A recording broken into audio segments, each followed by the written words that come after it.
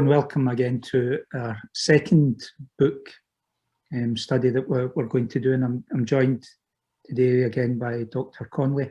And the book that we're going to discuss or talk about is this book, Mere Christianity, by C.S. Lewis. C.S. Lewis was a professor of English literature at both Oxford and Cambridge.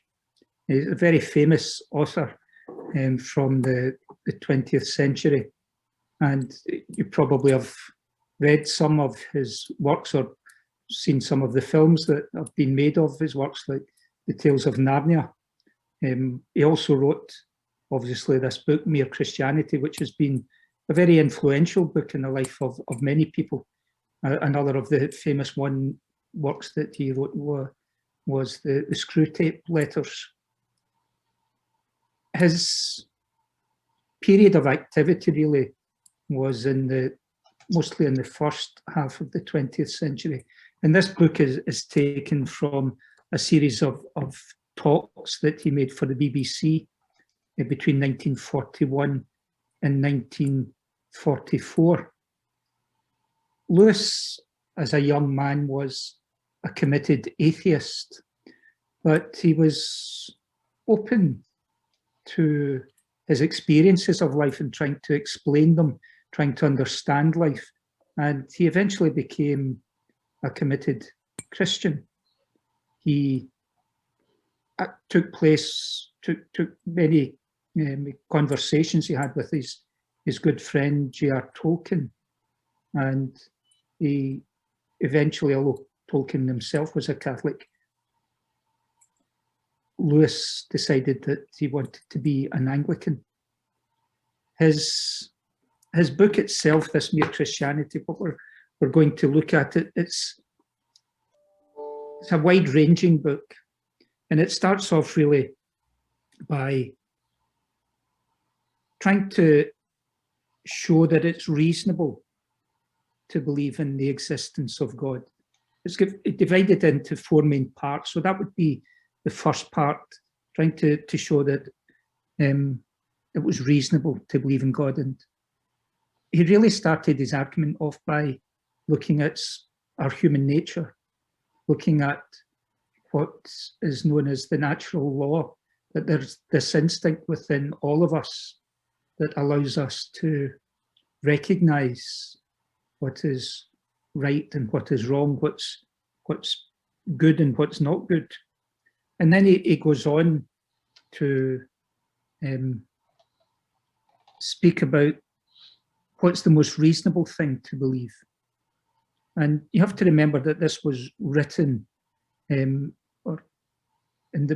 the backdrop of the Second World War and the struggle against Nazism. That I suppose it's not mentioned explicitly so often, but it's clearly there in his reasoning. It's a very reasonable book to read, an easy book to read, and I would recommend that you read it because there is so much information in it, so much good thought in it that's worthy of reflection, and we can only deal with a little of it in these talks that we're going to be looking at. And I think it'll probably be 2 sessions that it'll take us to do it, but I would recommend that you read it. So perhaps the place to begin with this is the fact of his own journey from atheism to Christianity.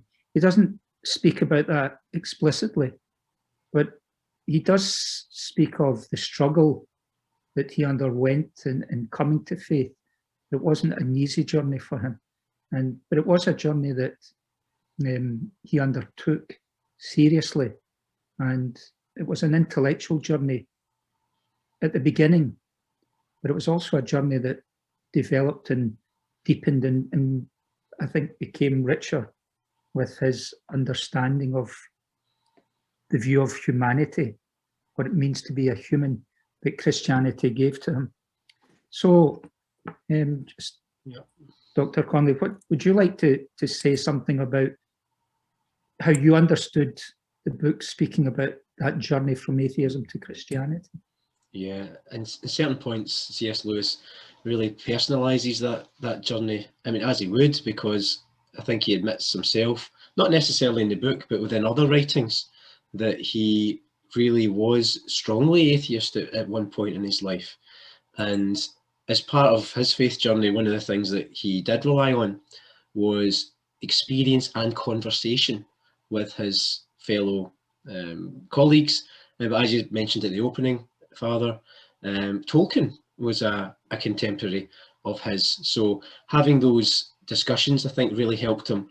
And we can see within the narratives of C.S. Lewis's writings that the ideas and plots around good and evil really feature heavily within his writing. But that tended to come a little bit later, and he's kind of moved towards the Christian faith as somebody that's known as probably one of the most famous apologists for the faith now in his kind of later writings, was a response to his own doubt when he was younger. And questions that he poses in the book about his faith are really about where he came from. So he talks about, the questions he would ask as an atheist. So he'd say things like, why does God permit suffering? How can we explain creation through the existence of God? As time went on, he really wrestled with these ideas. And I feel that the book is almost a defense of the questions, or give the answers to the questions in some ways that he posed as a younger man. And this journey from atheism to Christianity, he talks about this idea of justice a lot in his writings. So how can something be just or unjust without knowing God and knowing the existence of God? He talks about the concept of time as well, this idea that God's been around for all of time. There's kind of timelessness aspect of God. And he really talks about that when he talks about Jesus. He talks about Jesus being begotten and not made. This idea that the Son exists because the Father exists. And that kind of reminded me of some of the ideas of St. Augustine's relativistic theory of time in a way. So this idea that when we're learning about faith, when we're learning about the Christian faith, ideas around space and time are quite important to think about. And theology, in many ways, helps us wrestle with some of those questions. He actually says in the book that theology are the building blocks. Knowing theology and reading theology are building blocks to allow us to draw closer to God, to understand our own journey, to understand the faith and the different aspects to it. But he also, Father, talks about this idea of the mysteries of faith. So we talk about that, don't we, as Catholics? We talk about the mystery of faith. And the way he tries to do it is through this idea of good versus bad and the mysteries of good and evil. Father, what kind of things did you take from that theme, if you like, around the mystery of good and evil from the book? I found him to be very honest. I think there was a period in time where apologetics, of which Lewis is a very famous example, as you said, had a bad name because it seemed to look only at positive aspects of life and present those as being reasons for faith. You mentioned atheism there and suffering. And there's a German poet, whose name escapes me, who said that suffering is the rock of atheism. So in other words, it's suffering for a lot of people that cause them to reject God or belief in God. And I suppose that's the problem of good and evil, isn't it? How can a good God and allow suffering? How can evil exist? And remembering that Lewis wrote this and gave these talks in the period of the Second World War, when people understood to some extent, I think it was mostly after the war, when they realised just how much evil there was in this whole National Socialist movement. Mm-hmm.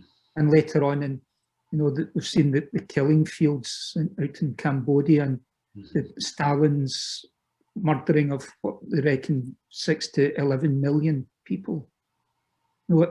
So a lot of people saw that suffering, that evil, as being a sign that there couldn't be a God.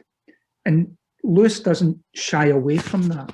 Yeah. In fact, what he says, I think, is important for us, not simply as an argument for belief in God, but also for our own journey as Christians, that we can't shy away from the existence of evil, that that's the mystery of life that we're living in, that there is good and there is evil.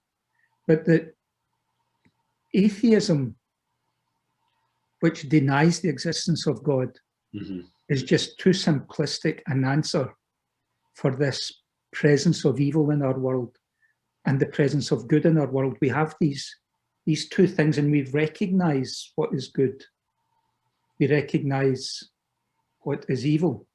Although I have to say that to some extent that's becoming more confused in our world.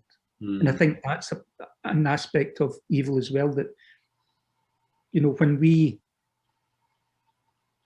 stop thinking and just react from our gut, or react from thinking that our feelings are the way that we can find truth and justice and goodness, then we become more and more confused. Because, there's, in the famous trials of Nazism and the Nuremberg Trials, wasn't it? Was that yeah. where it was? There's the American Jewess author who went to them. She won the Pulitzer Prize for her writings about it. She said these people were just ordinary people. They weren't monsters. But what they were reacting from was not, thinking about things, thinking through. They reacted either on their gut feeling. They reacted on the basis of, well, this was law. It was positivist law. And that's, I suppose, Nuremberg Trials, where there was an argument there, should they be tried on the basis of natural law or positivist law? They opted mainly for positivist law, and we can see the effect of that, I think, in society nowadays, where law is more or less ignoring natural law and opting for positivist law. It's just what the lawmaker says is that's what's right, that's what's going on. But Lewis is actually saying to us, no, we have to confront the existence of good and evil. We have to realize that these are present in our world. And it's not good enough for human reason to, it doesn't make sense for it to say either, well, there are two opposing forces in the world, good and evil. They're equal, because we recognize what is good and we would choose good. Yes, I think so. Also, this idea of suffering, and you've mentioned, in some ways it's quite a hard thing to teach about to Christians, isn't it? Because it comes back to this thing of, why does God permit evil, like you say? And I think also, oftentimes, as we've done in our talks, is sometimes we look at the extreme examples of war, and how can that happen? How can that violence and suffering happen and be permitted to happen? But actually, suffering can also be a very small thing, a kind of individual thing, whereby, you might have your own trials in your family as an individual. And I think what Lewis is trying to say when he's talking about suffering is that there are opportunities to grow through your suffering. Suffering doesn't necessarily, and I'm not saying this always applies, but we can point to times when suffering can come to an end, but something positive can come out the end of it. And it's also about how do you draw closer to God through that process. Yeah. I think, you know, what Lewis says is that when we are looking for in our life, what we look for is what is good. Evil is the result of somebody looking for something good but getting it wrong. Mm-hmm. It's lacking in some way. So badness is that pursuit of good by our own means. So if that's what good and evil is, we all want what's good. Mm-hmm. But sometimes in our life, the evil and suffering can seem so great that we just sit down and say, I can't deal with this. But what Lewis is saying is that what Christian faith says is, no, stand up and fight. I mean, I suppose, again, in the context of the Second World War, but also in the context of life now, you could say, if they just laid down to Hitler and, you know, Nazism, if people in the Soviet bloc had just given up and didn't pursue goodness in the face of, you know, Stalin and what was the repression that was going on there, Mm-hmm. they would have been lacking something within themselves. They would have known that it was wrong. And Christianity, what Christianity says to us is, pursue what is good, join in this battle against evil. And there's also that thing as well, I think, what Lewis does touch upon in terms of your conscience. You know, where does it come from? Where does your conscience come from? What about your inner voice? Because you're right, people do things that are really chronically bad. And sometimes that can be as a result of not listening to that inner voice. Yeah. You know? And that we have to educate that inner voice, because it's not something that comes naturally to us. Natural law is there, but as Christians, we believe in, you know, original sin. We believe in the need of grace. So what our faith teaches us is that it's grace together with the natural law that is within us, that goodness with which God has created us, but which has been, you know, warped in some way by original sin, this incapacity for us to consistently choose what is good and see what is right. But with faith together with that natural impulse in us, we are able to choose what is good. So a conscience on one hand is fine, but it has to be an informed conscience. In other words, it has to be one that faith has an input into. Otherwise, we can go wrong.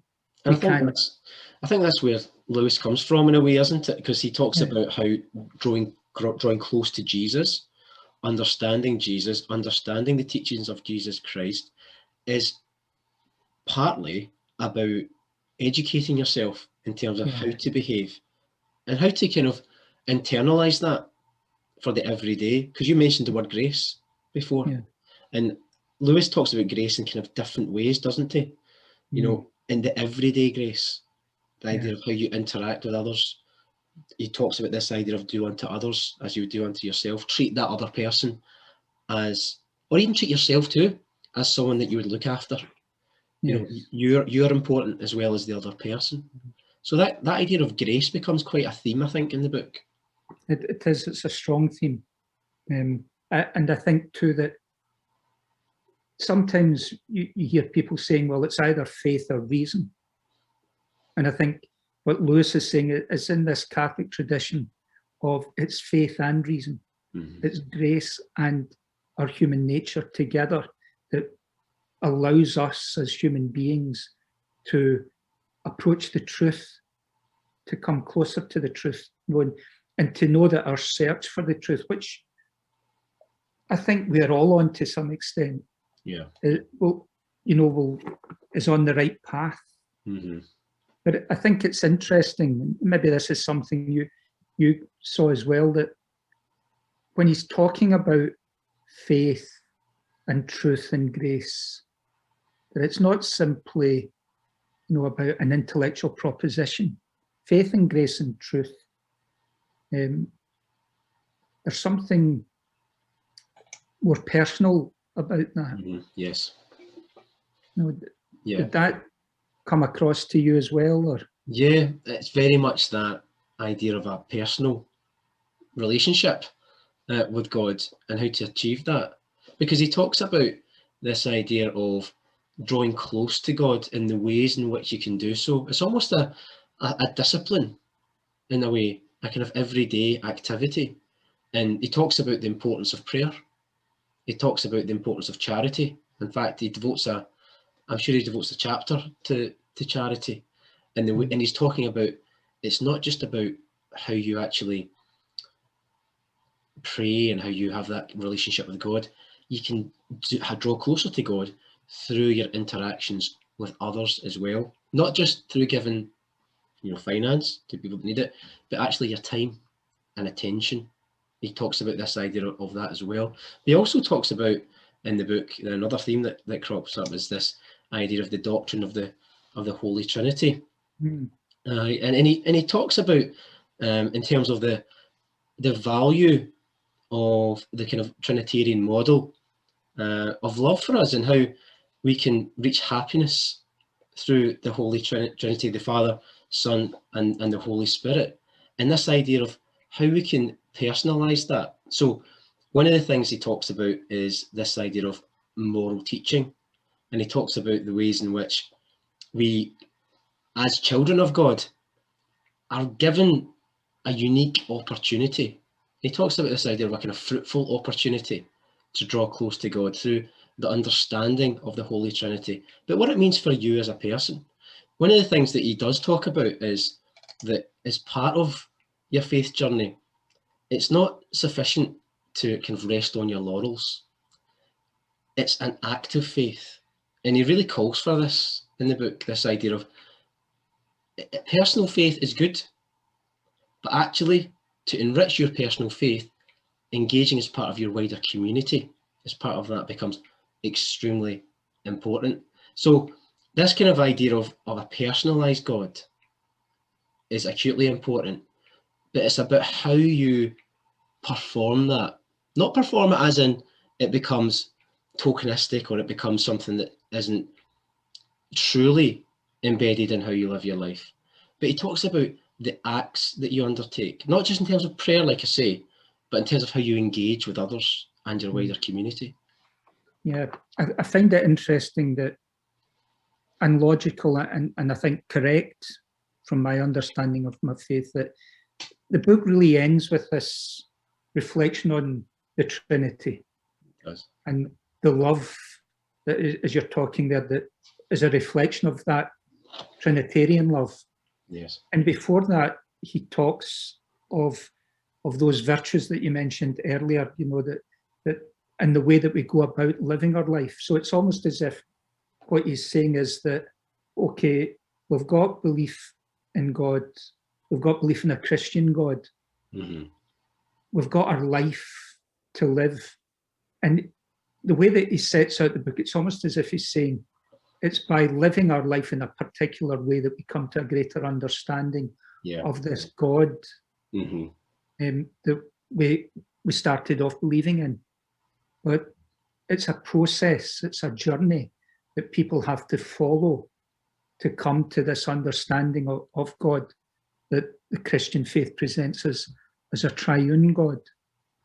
I think the beauty of it as well, Father, is that from someone like C.S. Lewis, who was a very intellectual man, very creative man, had a huge amount of impact on a lot of people throughout the world through his writing, and obviously, the book itself has sold multiple millions, is that here's a man who, in some ways, cannot be accused of simplifying anything. He's managed to communicate these messages in a very accessible way in the book, but there's so much that lie behind each of the chapters. So much so that when I was reading it at times, I was hoping that it would go a little bit further on certain things. But then there's other books for that. The purpose of this book is really a kind of introductory text. But I kind of, reflecting on what you were saying earlier about faith and reason, there's been times when I've engaged with atheists, or, you know, and as part of my own kind of faith journey, or even just as part of my social network. And often there's this kind of insinuation at times that in order to be a Christian, you need to leave your intellect at the door, right? Because, you know, how could you believe that, you know?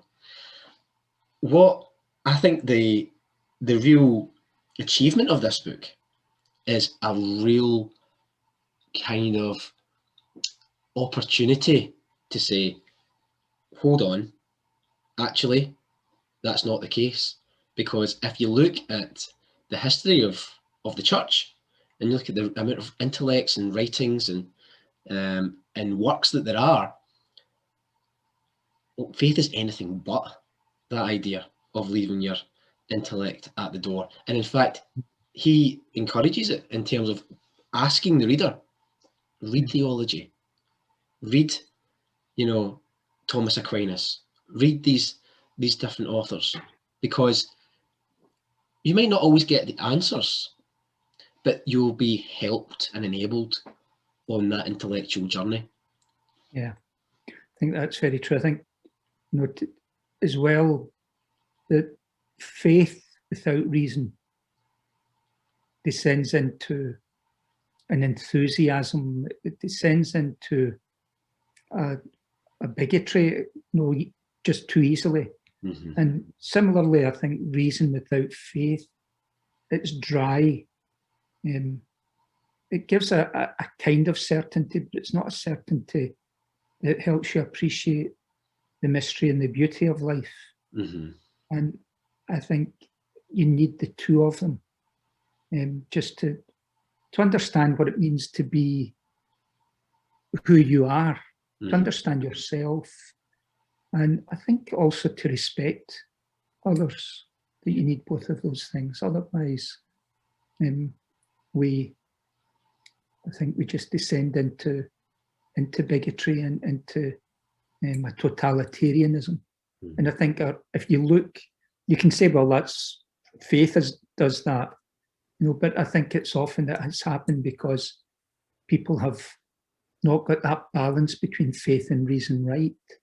And it's happened both from people who believe, but also, as the 20th century has sadly shown us, it happens also with people who reject faith and just try and live by their reason alone.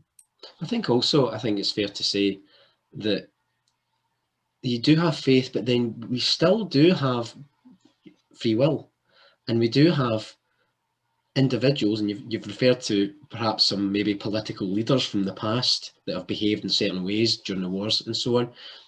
We'd still recognise that they can still be things such as sociopaths. There can still be people that do not have a balanced mind.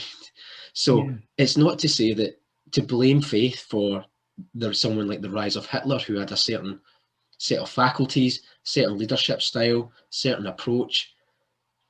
It does, for me, it's a bit of a strange conversation, this idea of, well, why didn't God just intervene and pluck Adolf Hitler out and put him somewhere else? To me, that's not really what faith is. It's not, I don't think that's a mature understanding of what faith actually is, as hard as it is to say, and as hard as it is to sometimes contemplate. And let's face it, if anybody tried to take our freedom away from us, we're not best pleased. Yes, as we've seen, in many ways, you know, and there's lots of people unhappy about that. Well, as we're recording this, So yeah, absolutely. And one of the things you mentioned before, and just before we maybe wrap up this first part, as a kind of almost a conditioning into the next theme, which we're going to talk about happiness in the next video. But you mentioned, Father, this idea of enthusiasm, right? So this idea of enthusiasm, and I once heard Bishop Robert Barron, who is the US, he's a auxiliary bishop in the United States, and he was asked this question. He does this thing on his podcast whereby he invites questions from people, and they can write in and or type in or whatever, and give a question. And someone said to him, you know, what's the Catholic teaching on enthusiasm?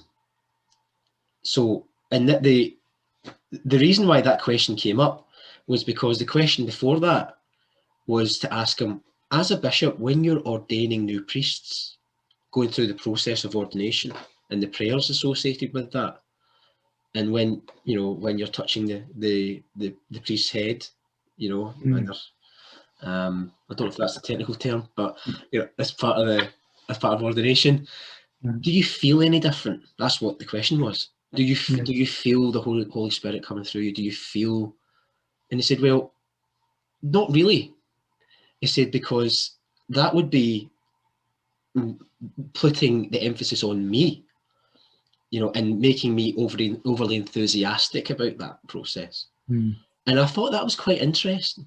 Yeah. Because I think when people watch bishops and perhaps watch priests give blessings and so on, sometimes you've in your mind's eye or even in front of you, you're thinking, do they genuinely feel power and the Holy Spirit come through their fingertips?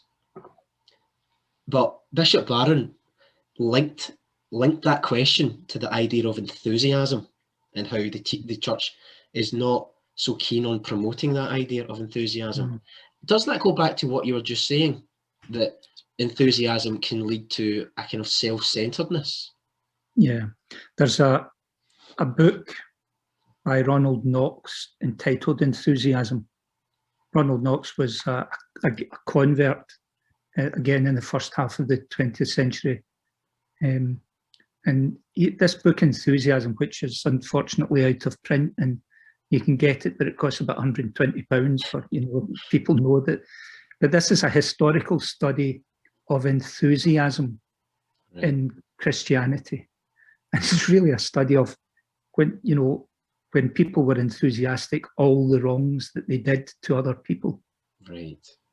And it's, I suppose, you know, it goes back, and you can find it in the Bible as well, that, you know, in the prophets, there is this huge big problem about prophets that, and I suppose like Hitler too, he enthused people. Yep. That when you enthusiasm, you go to a football match and, you know, you get enthusiastic about something. Sometimes.